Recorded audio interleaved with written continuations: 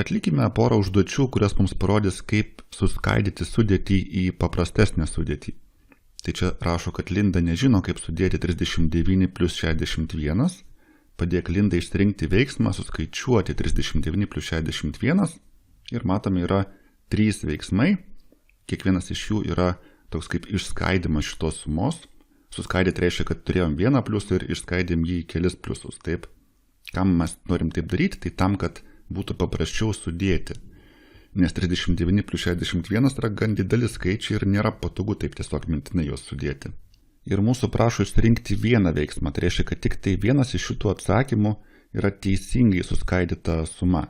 Tai yra sudėję tos skaičius mes gausime tą patį, ką sudėję 39 plus 61. Na, pažiūrėkime. Imam pirmą 3 plus 6 plus 9 plus 1. Ar čia yra tas pats, kas 39 plus 61? Na, iš pirmo žvilgsnio atrodo panašiai. Taip, čia turime 3, čia turime 3, toliau čia turime 6 ir čia matome 6. Tada kas dar yra? Dar matome, kad čia 9 ir čia 9. Na, ir galiausiai yra 1 ir 1. Tai gal čia teisingai suskaidyta? Visi tie patys skaitmenys? Ar suma bus ta pati? Vis dėlto ne. Šito veiksmo suma nebus ta pati kaip šio veiksmo suma, nes šis trejetas nėra tas pats, kas šis trejetas. Šis trejetas reiškia dešimtis. Taip, čia yra 3 dešimtys, nes čia dešimčių vietoje. O čia yra 3 vienetai. Tas pats su šešitu. Šis šešitas yra 6 vienetai, o šis šešitas yra 6 dešimtys. Taigi sudėję, pavyzdžiui, čia 3 plus 6 mes gausime 9 vienetus. Sudėję čia 3 dešimtis ir 6 dešimtis mes gausime 9 dešimtis, bet ne 9 vienetus. Taigi iškart matome, kad šios dvi sumos yra skirtingos. Na gerai, gal tuomet antras veiksmas bus teisingas. Pažiūrėkime, čia yra 30, taip, 30 yra tas pats, kas šios 3 dešimtys, teisingai. Toliau turime 60, tai yra tas pats, kas šios 60, teisingai. Kol kas gerai, judam toliau turim 90, kas yra 90. 90 yra ne tas pats, kas šie 9 vienetai, nes vėlgi čia yra 9 dešimtys, o čia 9 vienetai. Tai jau matom, kad tai taip pat nėra teisingas išskaidimas. Ir mums beliko paskutinis atsakymas, tai jis turbūt bus teisingas, bet vis dėlto pasitikrinkime. 30. Taip, 30 teisingai, toliau 60. Tai yra tas pats, kas 60 teisingai, toliau 9 vienetai, tas pats, kas čia 9 vienetai teisingai ir 1 vienetas, tai tas pats, kas šis 1 vienetas. Taip, tai čia yra vienintelis teisingas atsakymas, kur yra gerai išskaidyta ši suma. Pažymėkime jį kaip teisingą. Ir kodėl apskritai mes norėjom taip suskaidyti? Na, todėl, kad taip yra kur kas paprasčiau sudėti. Pažiūrėk, mes galim sudėti pradžiai dešimtis, tai 30 ir 60 bus 90, nes 3 plus 6 yra 9, tai 0 tiesiog perkeliam. Ir 9 plus 1 yra 10.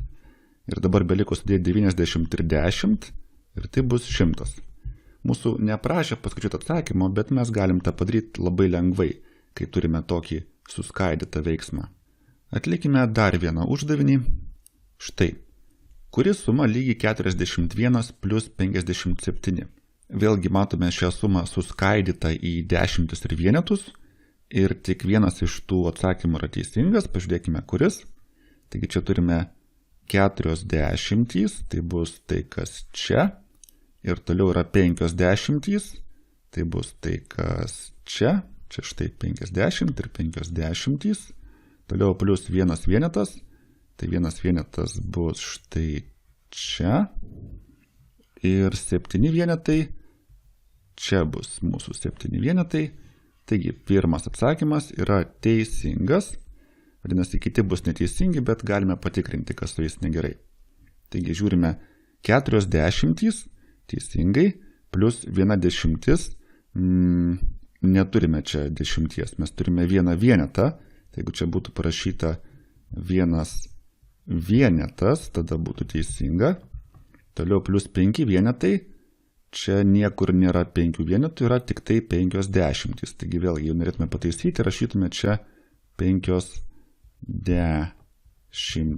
tai taip pat būtų teisingas suskaidimas. Ir 7 vienetai, taip yra čia 7 vienetai, gerai. Ir paskutinis taip pat yra kažkuo negeras, pažiūrėkime kuo.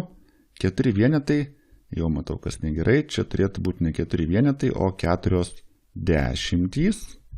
Pataisykime. 4 dešimtys plus 5 vienetai.